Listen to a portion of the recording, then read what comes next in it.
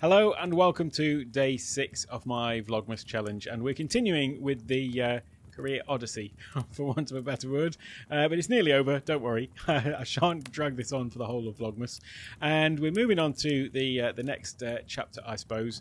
And by the way, my name is Alec and I am a recovering perfectionist, and I should just point out that if you are also a recovering perfectionist or a perfectionist, the first step in recovery is admitting that you have a problem. And what better way to admit that you have a problem than to wear it on a hat or a hoodie or a t-shirt. So I'm also announcing today that my merch store is officially live. You can head over to presandsew.com/takeonetech and I'll leave a link in the description. And there is a fine array of colours to choose from white all the way through to black, and there's a red one as well. And then there's also a hoodie and a hat. So as I say, if you are a perfectionist and you think you do need to recover slightly, don't recover totally, because as I mentioned yesterday, there's a lot to be said for being a perfectionist. But if you do resonate with the recovery part, then shirts are available in all sizes now. I say that they're available in most sizes, from small through to triple XL, I believe. But in any case, that is a slight aside. So sorry for that bit of shameless promotion. And let's get on to today. And what I'm talking about today is I suppose the next chapter, if you will, which was after spending around 10 years in architectural design and construction. It was actually my wife who read a book, Rich Dad Poor Dad by Robert Kiyosaki. And it's all basically about real estate investment, property investment. And this little penny dropped with us that here we were building other people's assets rather than building our own. And so it was a little bit of an eye-opener, and we figured, well, rather than spending all our days travelling between sites over the northeast of Thailand to build these homes for people and then moving on to the next one and the next one, but with no sort of long-term passive income coming from these, probably we should turn our attention to something else that would generate some form of passive income. And obviously, the book was about property investment, real estate investment, and coming from a construction background, or at least a recent construction background, that seemed like the logical step. Now, being from the UK and living in Thailand, there are some complications with building, owning property in Thailand, renting property in Thailand and things like that, and looking at rental values and so on, and so decided that the best place to do this would be the UK. And considering that one of the reasons to sort of stop the construction was also to cut down on travel time, I then embarked on a 2-year process of travelling back and forth to the UK every 2 weeks, every month. So there 2 weeks, back here 2 weeks, there 2 weeks, back here 2 weeks, and racked up quite a substantial amount of miles. I think I worked out that I'd flown to the moon by the end of it in terms of distance travelled. So it was quite exhausting. It was almost in a perpetual state of jet lag, but there was a goal in mind. And the sort of projects that I was looking for over there specifically was conversion of offices into residential. So in the UK, there is a planning incentive for people to take disused offices in town centres that would otherwise be lying empty and transform them into residential accommodation to help, provide homes for people where there is a shortage. There always seems to be more people than homes. It's funny that, isn't it, that the population is growing and they're not building homes fast enough. So these two issues of disused offices and the need for accommodation sort of married up quite nicely, and so yes, the government did have some incentives for people to do this. So these were the sorts of projects that I was looking at over in the UK.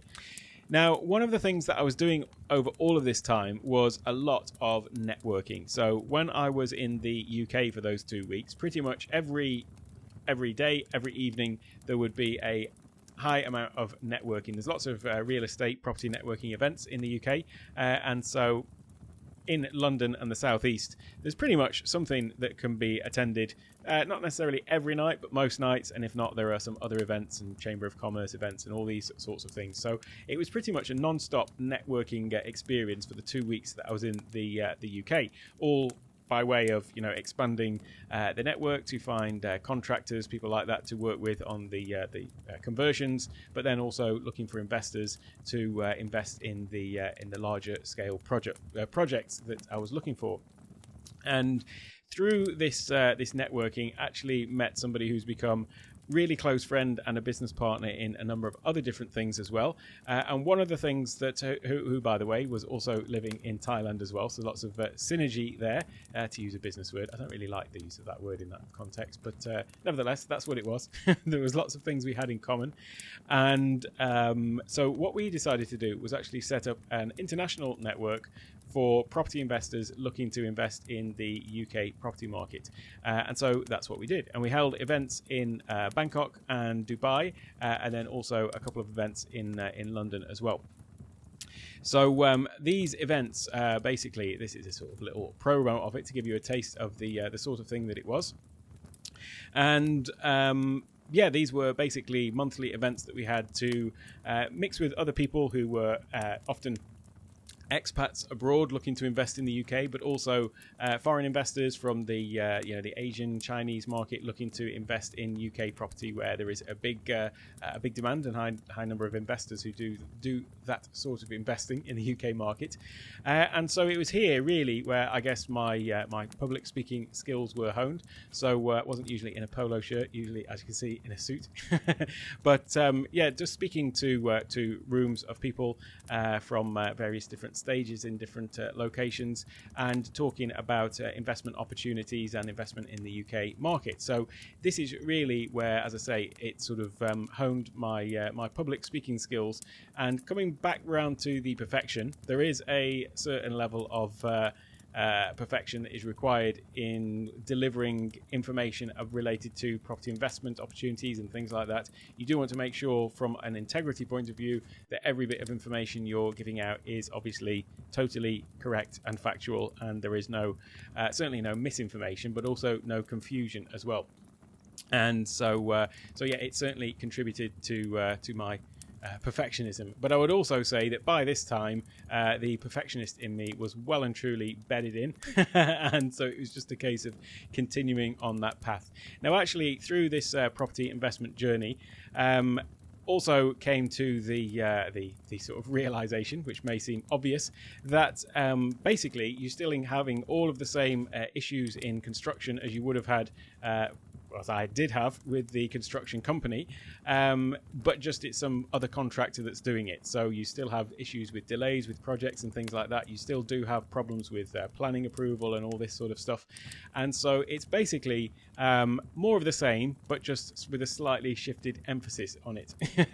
And it was also through this that we got to meet with a number of different people in the fields of banking, investment bankers, hedge funds, and things like that. And it was through various connections here that myself and my partner got somewhat interested and integrated into the world of stock trading through the hedge fund contacts that we had, and getting to understand that more. And I discovered from that I had I suppose, bringing my sort of mathematical background from the engineering side, a certain aptitude for that. But I'll talk more about that in tomorrow's video, where I'll explain what I'm currently doing in the field of US stock and options trading. So until then, have a happy 6th of Vlogmas, and I will speak to you tomorrow.